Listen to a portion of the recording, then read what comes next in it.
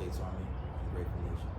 Please accept this flag as a symbol of appreciation for your loved one's honorable and faithful service. Yes, sir.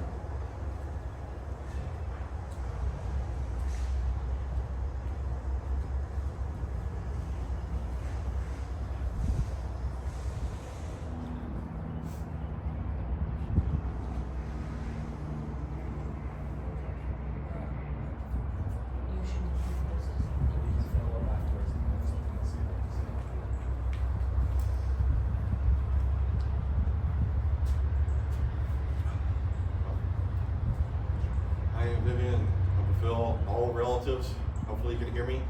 Not quite as dark as we had thought with the eclipse, but at my dad's, when he went into the service, and first picture of him and my dad, that's my mom, all picture together there. They'll be buried over to the left of me, and see him too.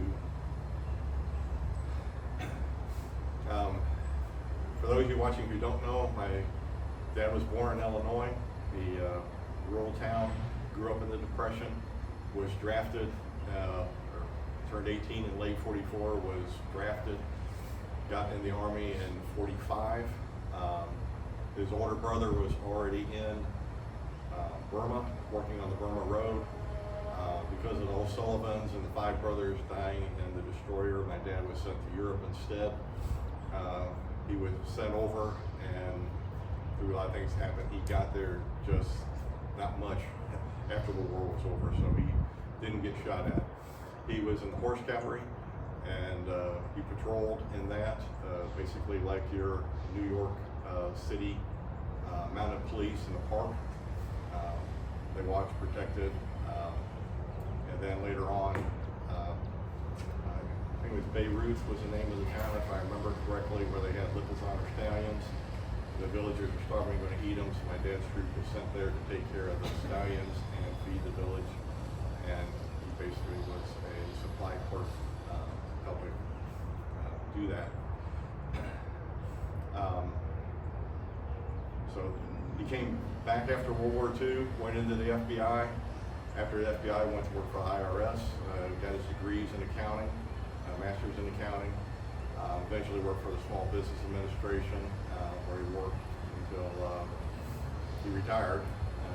Stayed with my mom in Arlington. They were married for 67 years, for a long time. And my mom fell and broke her hip, went in a nursing home. My dad visited her every day until she passed away. The day we went to see her, she passed away. Just before she died, she turned her head and smiled.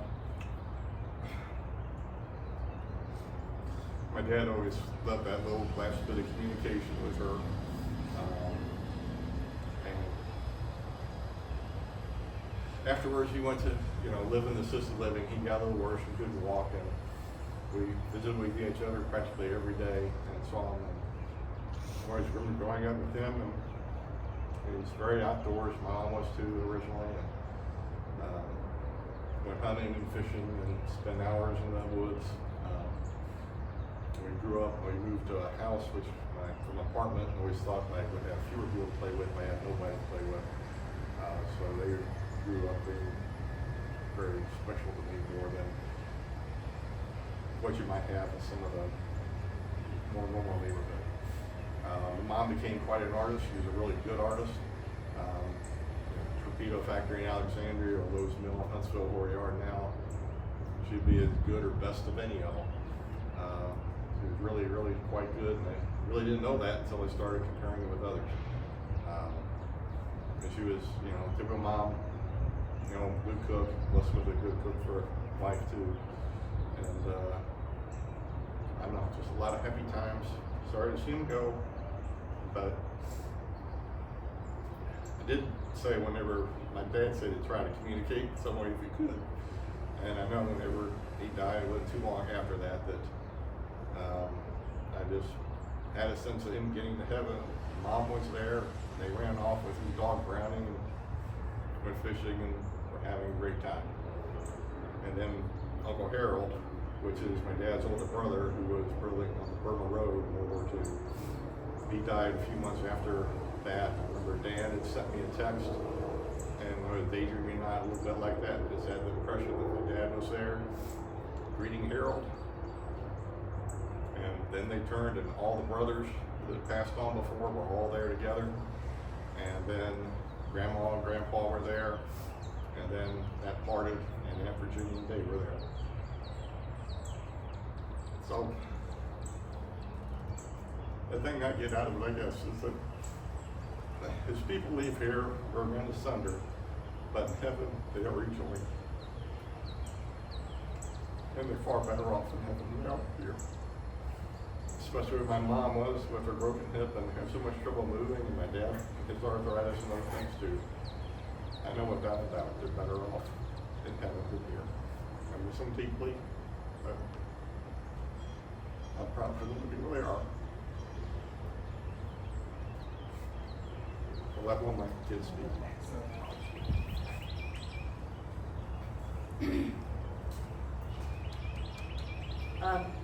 Hey everybody who's online and seeing this video. Sorry y'all couldn't be here in person, but yeah, I'm glad that we're getting to still talk to you and speak a little bit about my grandpa and grandmother. So whenever Grandpa started getting sick and was in the hospital, I was discussing it a lot with my counselor at the time, and he recommended, as a way of just thinking about things and preparing for loss, he recommended that I think a lot about not only Grandpa and my memories with him, but specifically what I learned from him and what was most important to me about him. And he said that in one of our sessions, and I almost instantly knew what the answer is, which is that from Grandpa, I learned how to be kind and how to care about other people. I can't, speak to all the military stuff that Dad spoke to, but the man I knew whenever I grew up and got to hang out at Gigi and Grandpa's house, as I often looked forward to as a kid, was an incredibly kind, loving person who had such a generous heart. One of the things that we've seen a lot of as we've gone through things after, their unfortunate passing is how many charities he donated to and just how much he cared about people. And I think that that's a really beautiful thing, especially from somebody who lost so many people during his life in various ways. So yeah, that's my grandfather and how I think of him. And as for Gigi, I wouldn't have the appreciation for art in all of its forms if it wasn't for Gigi and seeing her paintings. I definitely remember many a day in the kitchen eating something after sleeping over and staring at all of her still life paintings of food and just going, wow, how did she make that look so good? So yeah, they taught me a lot, and over these years, as things have been happening and illnesses led to passings, I've been thinking about those days a lot whenever I was a kid and I would sleep over and we would hang out, and we loved to play games at their house a lot, card games, all kinds of things. And they were just both very giving people who went out of their way to make mine and Aaron's time with them really special. So we'll miss them, and I'm glad that we have gotten this time here to talk about them and talk to y'all at home about them too. So yeah, I will pass it over to my brother.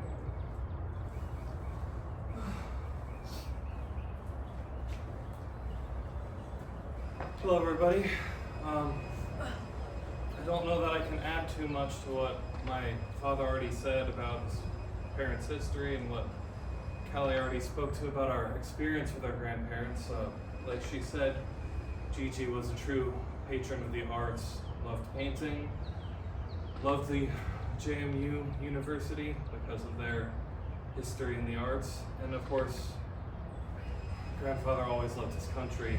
He loved the people in it in as many ways as he could find, whether through service or through charity or by simply smiling and greeting every person with as much love as he could in every way. I wish I had more to say about them in recent years, but I was busy finishing graduate school as both of them faded away. And I did my best, but I couldn't be there with them as their time came. But I'm here now, and I'm doing my best to remember them in every way I can. So thank you all for watching this during or after the fact. Even though you couldn't be here, we know you love them as well. And I don't know if Dad has any final words to say, but I'll pass it off to him now.